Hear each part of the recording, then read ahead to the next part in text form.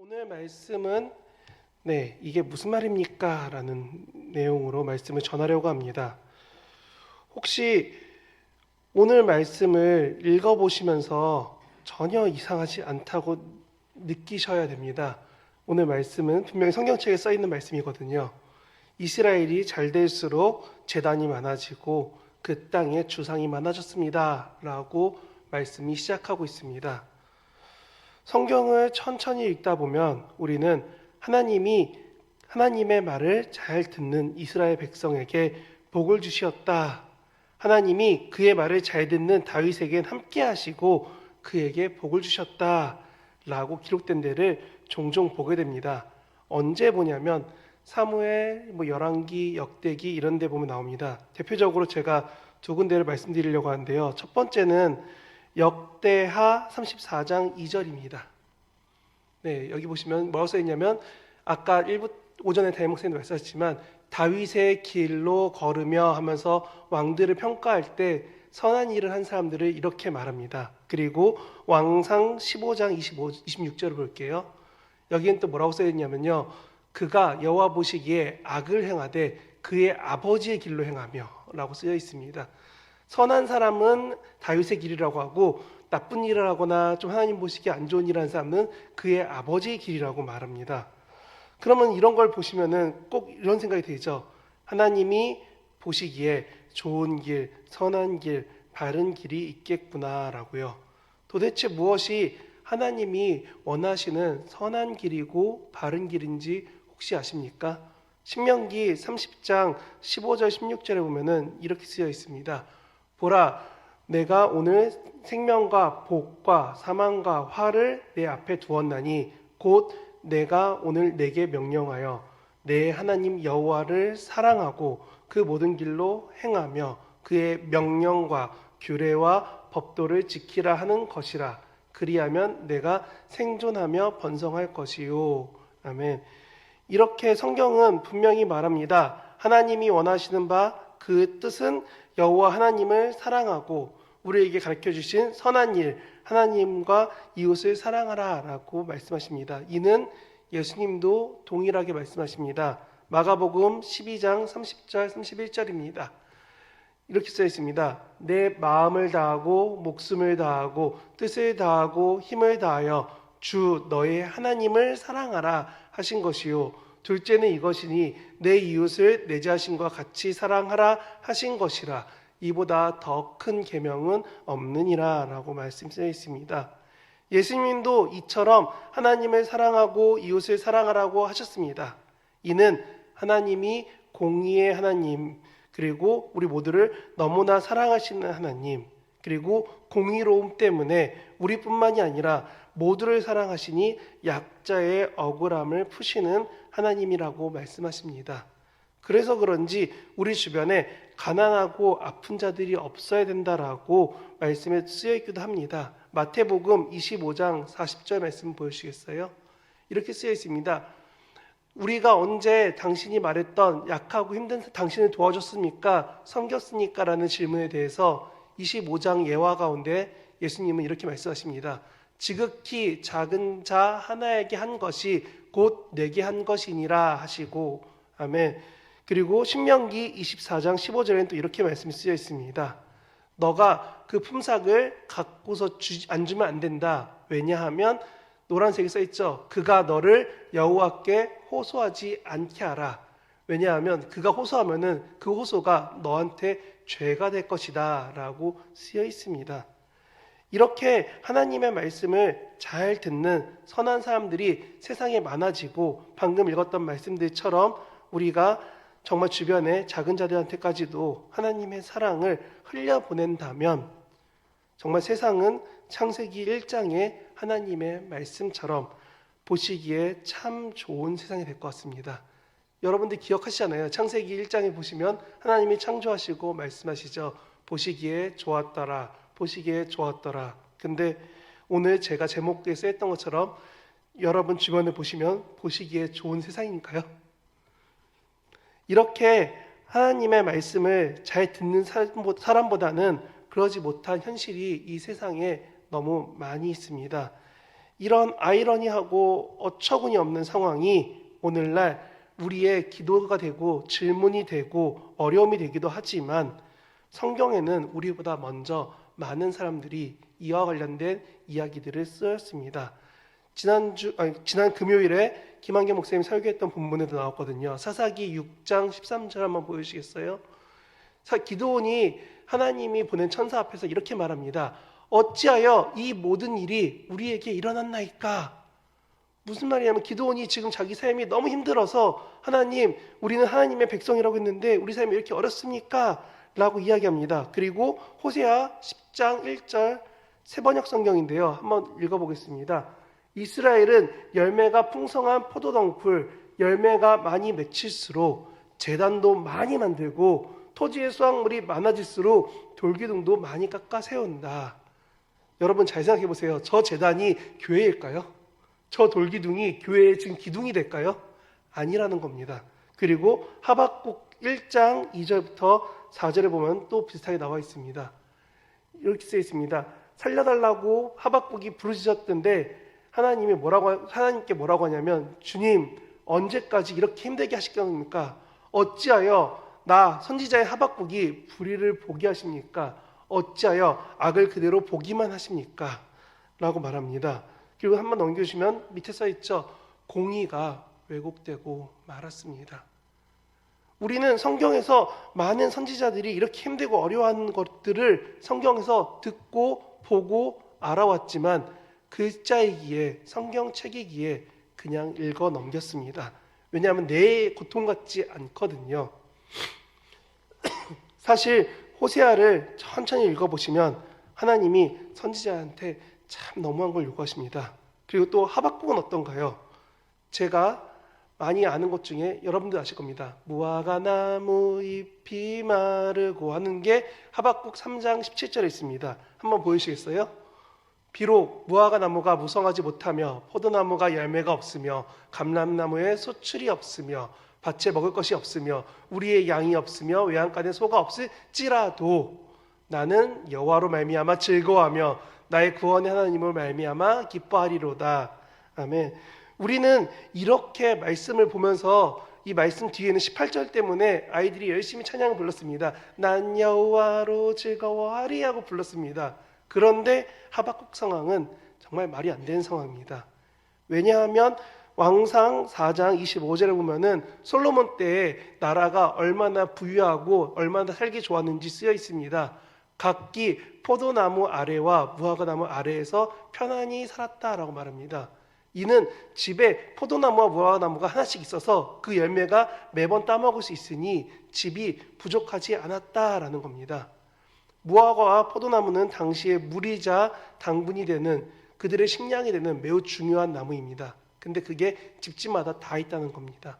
그만큼 풍족한 삶이었는데 하박국 때는 3장 17절처럼 반대가 돼버립니다. 먹을 게 아무것도 없죠. 지금 보시면 무화과도 없고 포도도 없고 감람나무 올리브유도 없고 밭에 먹을 것도 없고 우리 양도 없고 소도 없고 올리브유가 중요해지는 이유 중 하나는 그들이 요리를 할 때, 물 대신 씻을 때, 그리고 상처 위에 덮을 때 여러 가지로 사용하던 게 올리브유였습니다. 그것마저 없어진 그 상황에 하박국은 말합니다. 그래도 나는 여호와로 인해 기뻐합니다 라고요.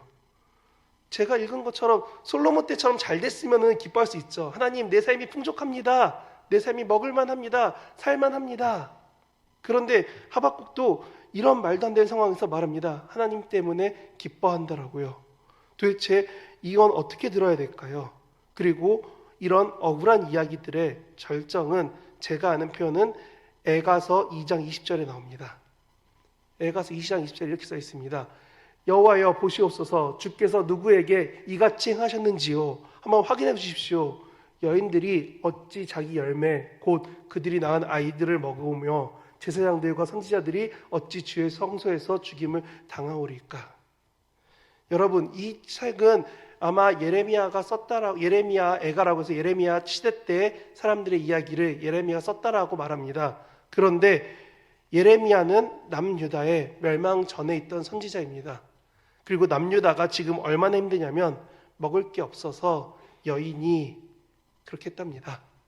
그만큼 말도 안 되는 상황을 하나님이 왜 허락하셨습니까? 라고 예레미야도 여러 사람들이 말하는데, 하나님은 그 당시에 남유다를, 아니 이스라엘이라는 나라를 하나님이 심판하십니다.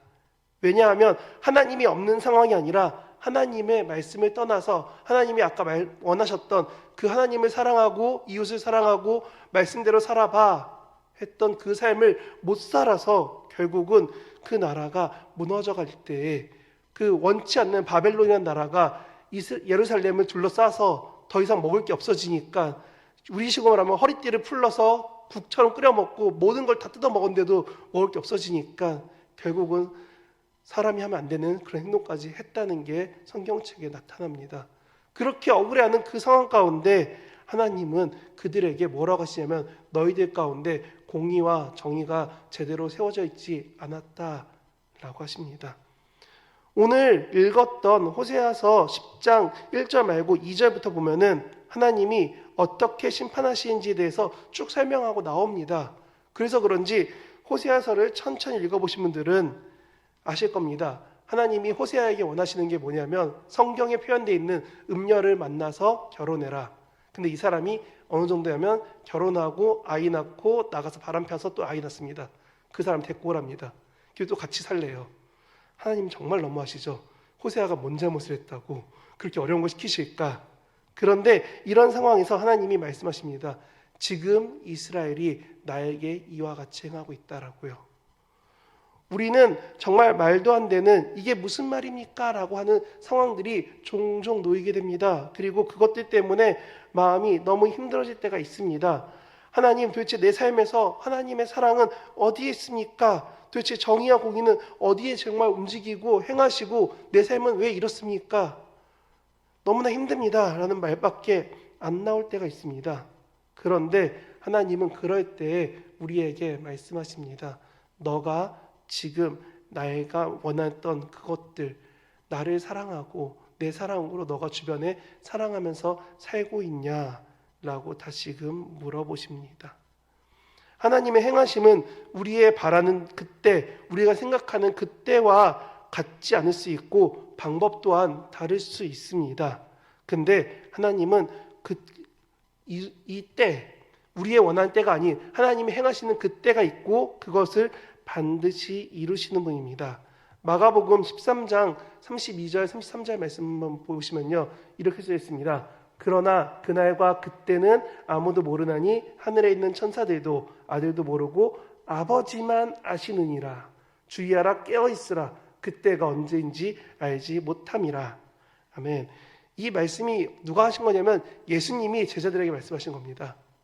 예수님이 제자들이 와서 물어봅니다. 하나님, 언제 이 구약 때 열심히 들어왔던 하나님의 날, 그때가 언제입니까? 라고 예수님께 물어보니까 예수님이 답변하신 게, 그날은 나도 모르고 하나님 아버지만 아신다 라고 말하는 겁니다. 우리는 이렇게 예수님도 모르는 그때를 기다리고 기억하면서 살아가는 겁니다. 그게 예수님이 말했던 마지막 심판일 수도 있고, 아니면 구약 성경에 나왔던, 혹은 그 이후에 신약 성경 이후에 그쯤에 쓰여 있던 이스라엘이 흩어졌던 것처럼 하나님의 때가 꼭 어느 때는 모르지만 이루어지고 행하시고 하나님이 판단하신다는 겁니다. 그래서 그런지 마지막 책인 계시록 22장 20절에는 이렇게 쓰여 있습니다. 밑에 두 번째 줄에 이렇게 써 있죠. 내가 진실로 속히 오리라 하시거늘 아멘. 주 예수여 오시옵소서. 아멘. 주 예수여 오소서, 나를 도와주시옵소서. 우리는 이거를 마라나타라고 합니다. 주 예수님이 곧 오실 겁니다 라는 신앙을 가지고 살았고, 그래서 초기 교회에 많은 이단 중 하나가 예수님이 지금 오셨다 혹은 내일 오실 거다 하는 이단들이 있었고, 그게 지금도 있습니다. 여러분들 기억하시잖아요. 2000년 넘어올 쯤에 갑자기 사람들이 휴거라고 다 죽을 거라고 말도 안 되는 소리를 퍼뜨렸고, 생각보다 많은 사람들이 그때 다 같이 목숨을 놓게 됐습니다. 우리는 이렇게 말도 안 되는 억울한 상황들이 이루어져 갈 때마다 분명히 생각하고 알 수 있습니다. 성경의 많은 인물들은 정말 하나님 앞에서 이런 억울함을 토로하고 기도하고 고백했다는 겁니다. 애가 상황처럼 매우 억울해하는 상황 중 하나가 역대하 20장에 나옵니다. 역대하 20장 15절에 보면은 이렇게 쓰여 있습니다.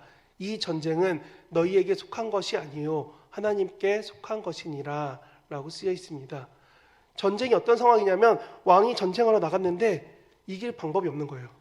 둘러싸여 있고 전부 다 적밖에 없으니 내가 아무리 싸워도 전쟁이 이길 방법도 없고 하나님은 전쟁하라는데 이건 나가는 순간 다 죽을 것밖에 없는데 하나님 어떻게 합니까?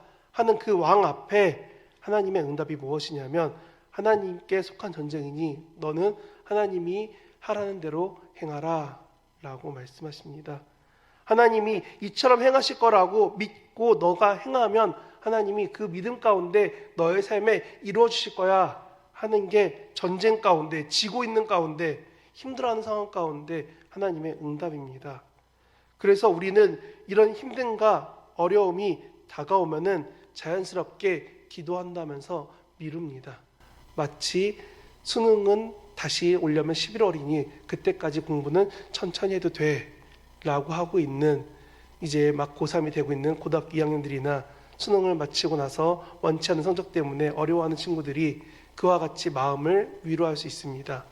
또는 어떤 기한이 올 때까지 오늘 하루 이틀 정도는 좀 더 쉬어도 돼 괜찮아라고 미루는 마음이 생기기 쉽습니다. 그리고 그렇게 우리의 믿음도 하나님 앞에 미루곤 합니다. 그러면 우리가 이렇게 미룬다면 하나님이 원하시는 우리가 될 수 있을까요? 분명히 신명기에 말했던 것처럼 내가 너에게 맡겨놓는 길, 하나님을 사랑하고 너가 그렇게 주변을 사랑할 수 있도록 살아가라는 거.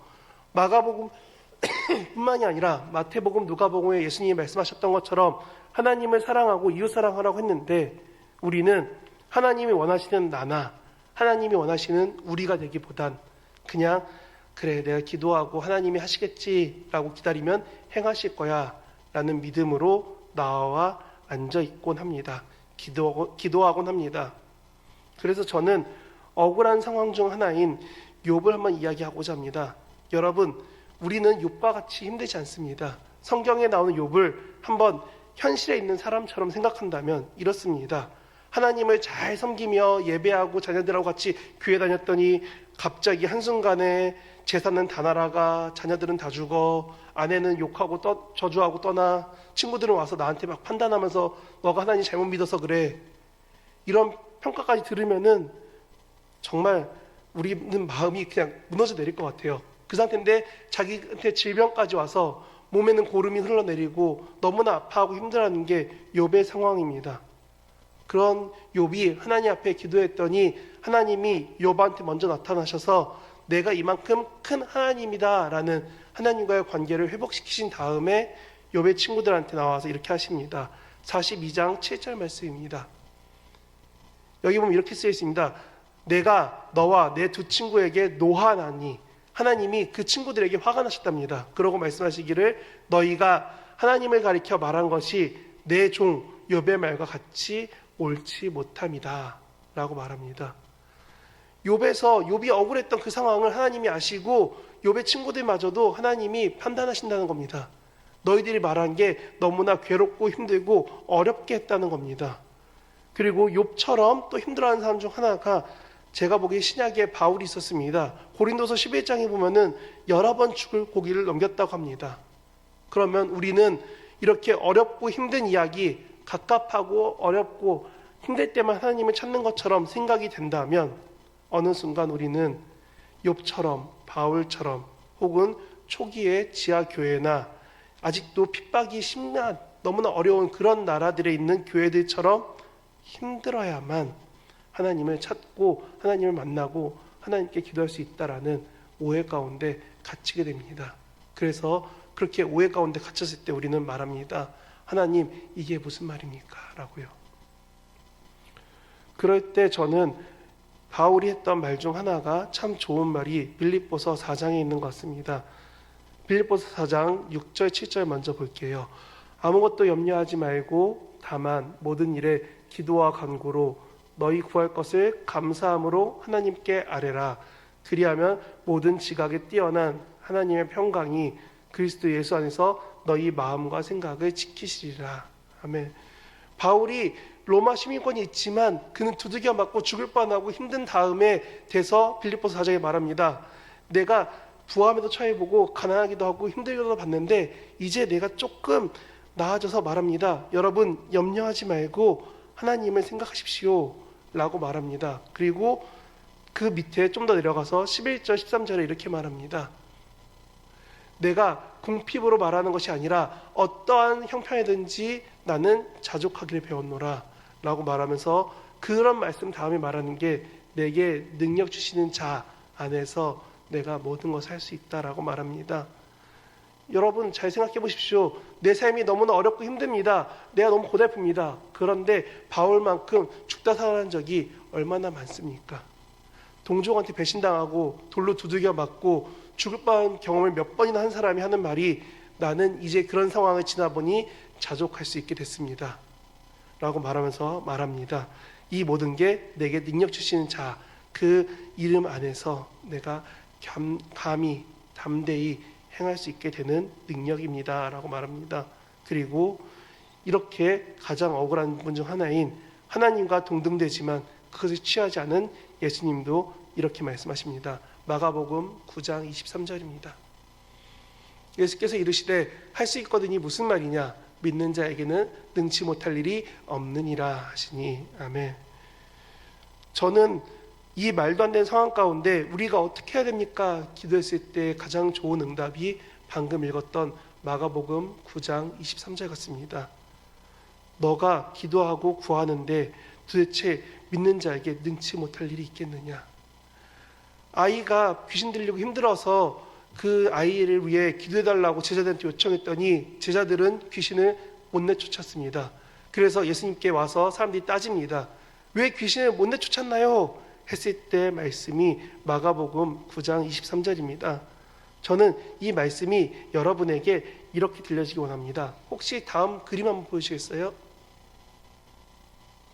네, 청년들 한번 같이 읽어볼게요. 시작.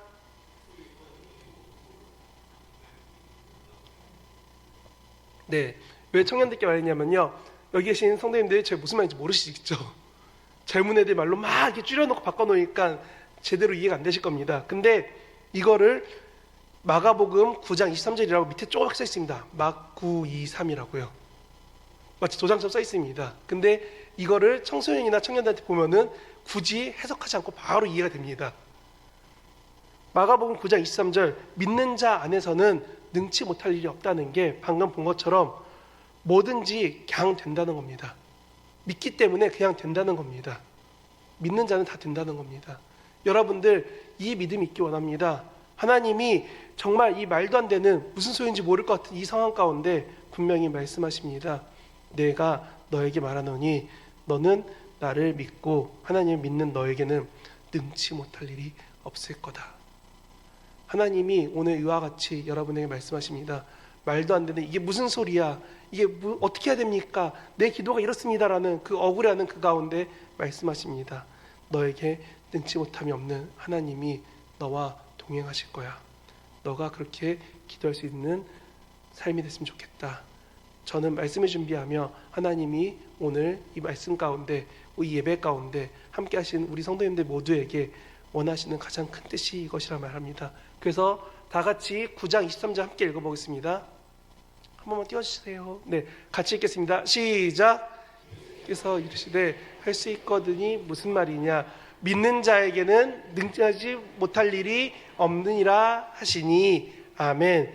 이와 같은 믿음으로 오늘도 일주일도 그리고 힘들 때를 살아내시는 저와 여러분 되시기를 진심으로 바랍니다.